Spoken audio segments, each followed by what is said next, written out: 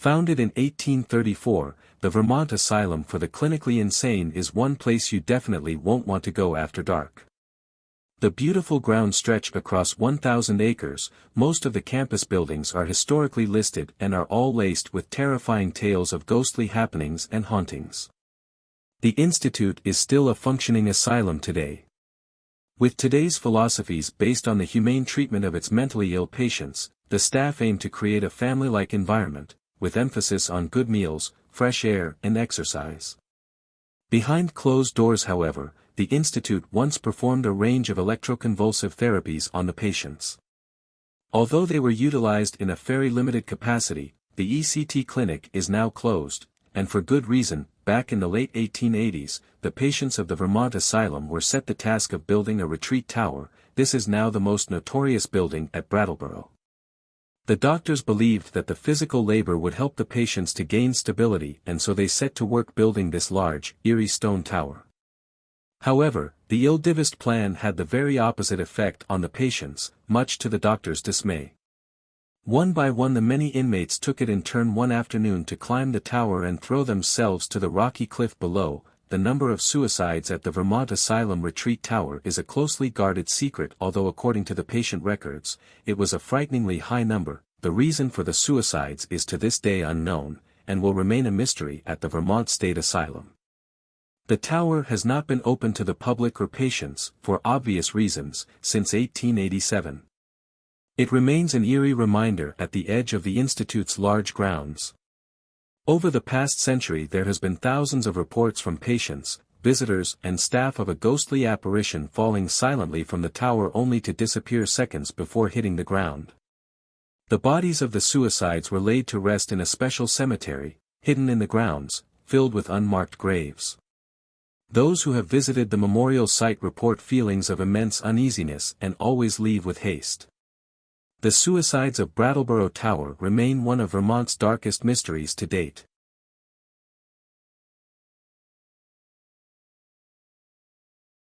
If you're into horror movies, chances are you've seen the 1973 classic, The Exorcist. The film was immensely popular, and incredibly controversial. Many people strongly criticized the film for its satanic content. Christian evangelists claimed there was a demon living in the celluloid reels of the movie. Enough to freak you out? Well, the haunting happenings didn't stop there. Cast members claim the film actually was cursed and that dark, unexplainable happenings went on for years after the filming ended. If the storyline of a demonic possession and a very controversial Catholic ritual wasn't enough, the following catastrophic occurrences have given people reason to believe the movie itself and the film's set were actually cursed by a demon. It all began in 1971 when William Blatty wrote the novel The Exorcist. This was based on the real-life exorcism of a boy known through the pseudonym as Roland Doe. Catholic priests at Georgetown University Hospital performed the real-life exorcism, but had to stop when the boy managed to get free from his restraints, pull a bed spring out of his mattress, and slash one of the priest's arms. Roland's family requested that his character be changed to a girl, Reagan, in order to protect his identity. Things began to go wrong pretty quickly once filming began at 666 Fifth Avenue, New York. Shooting was delayed for months after the set mysteriously caught fire, almost completely destroying what was supposed to be the McNeil's family home. Director William Friedkin claimed the fire was a freak accident. However, one room that somehow remained entirely unharmed was Reagan's bedroom. Coincidence? Once filming began, things continued to go drastically wrong. One of the most notable incidents was when actress Ellen Burstyn, who played Reagan's mother, suffered a permanent spinal injury when her harness mysteriously malfunctioned. Burstyn was actually flung across the room. This take is the actual one used in the movie, and the blood-curdling scream she lets out is real. The incident remains a mystery amongst the whole cast to this day. The horrific tragedies rolled in thick and fast, to cast and crew. Over the course of filming, 9 people associated with the production of The Exorcist died. Actors Jack McGowan and Vasiliki Maliaros both died 1 week before the film was released. What makes their deaths strange is that their characters died in the film as well. On the first day of shooting, Linda Blair's grandfather and Max von Sydow's brother both tragically died. Most haunting of all, actress Mercedes McCambridge, who played the demonic voice of Pazuzu, was victim of a horrific family tragedy, when her son reportedly became possessed and killed his wife and children before taking his own life. A handful of spine-chilling incidents happened once the film was released. A priest came forward and claimed that the set, cast and crew must immediately be exorcised. He insisted that Satan did not want the film to be made. During one screening in Italy, there was extreme weather conditions and mid-film there was an inexplicable scream outside of the theater. Spectators were shocked to see that a large wooden crucifix on top of the church across the road had actually been struck by lightning and fallen to the ground. If you decide to watch the movie this Halloween, do so with caution. Experts still say that the act of watching the film is an invitation for demonic possession. They believe there is evil within the film, in the fabric of the film itself.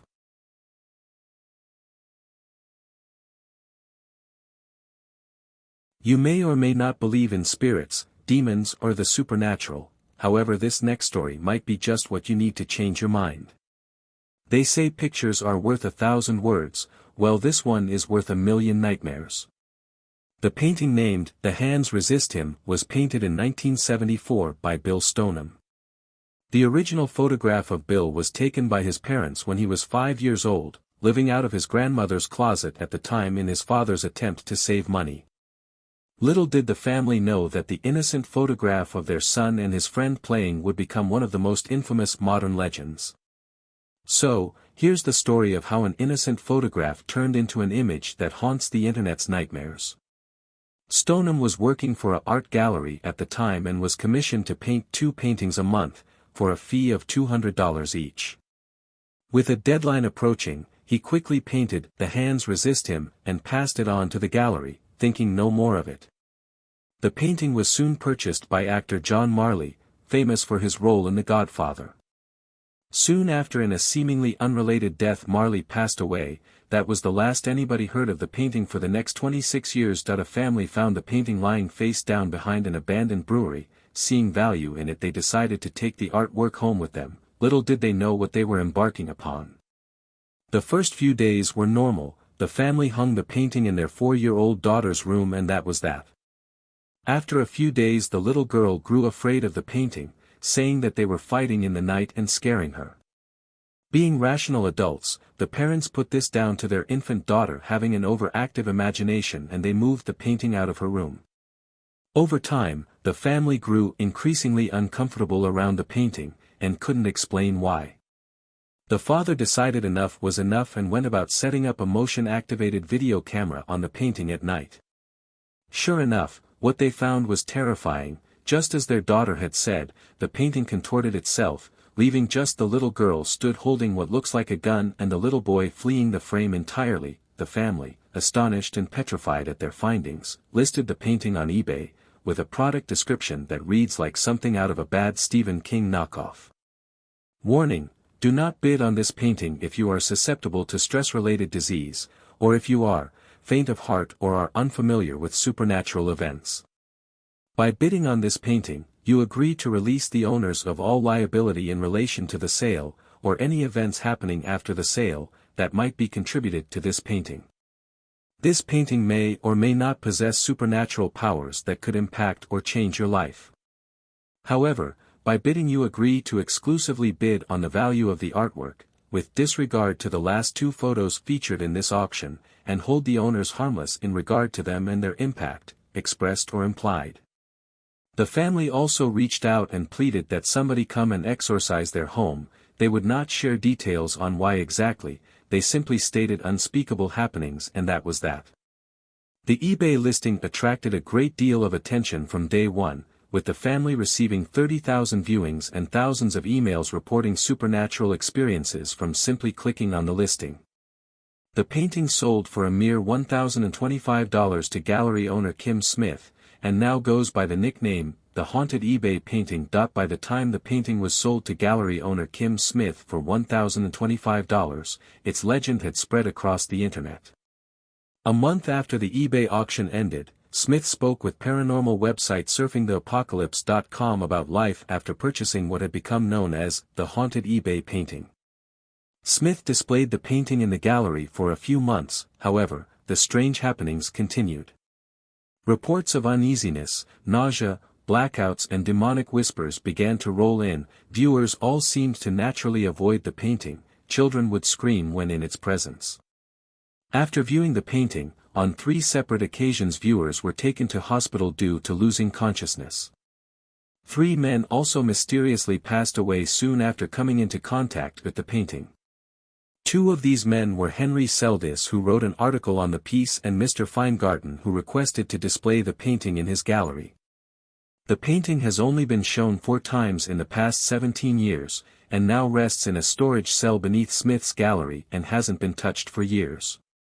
Creepy, huh?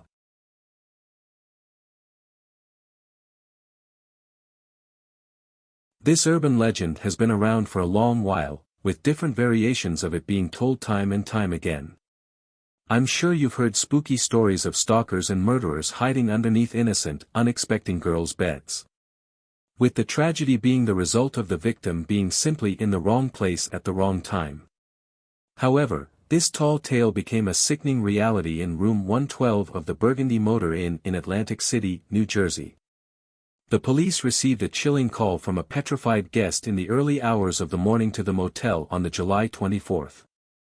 Aaron Silver, the guest of room 112, had been staying at the motel for 3 days and each day had filed complaints about the room and a pungent smell. The manager dismissed these claims, alongside thousands of others about that particular room, putting it down to a drainage pipe or simply the result of being rented out every night. There was no explanation, however, for the reports of an uneasiness or an eerie feeling whilst in bed, and multiple guests requesting to change rooms in the middle of the night. A panic-stricken Silver had unknowingly discovered the body of a brutally murdered young girl. Suddenly all the complaints and reports over the years began to make sense to the motel owners. The medical examiner claimed that the body had been deceased for around 5 years. The decay on the corpse suggested that it had been undisturbed for this time. The horrifying reality of this meaning that for 5 years, literally thousands of guests had slept above this rotting corpse. The motel made no comment on the discovery, besides insisting that they do not understand how this could have slipped beneath the cracks as the rooms were all thoroughly cleaned every day. I clean that room every day. I noticed a smell several times, and told my manager, said Anita Rodriguez, a housekeeper at the motel. He told me to just use extra Febreze in the room and it would go away eventually. I always hated cleaning that room. The police seized room and occupant records for the last several years and are still to this day trying to trace the person staying in this mysterious room at the time of death. So, the next time you decide to stay at that conspicuous motel resting in the shadows at the edge of the woods, be sure to check underneath the mattress before getting into bed.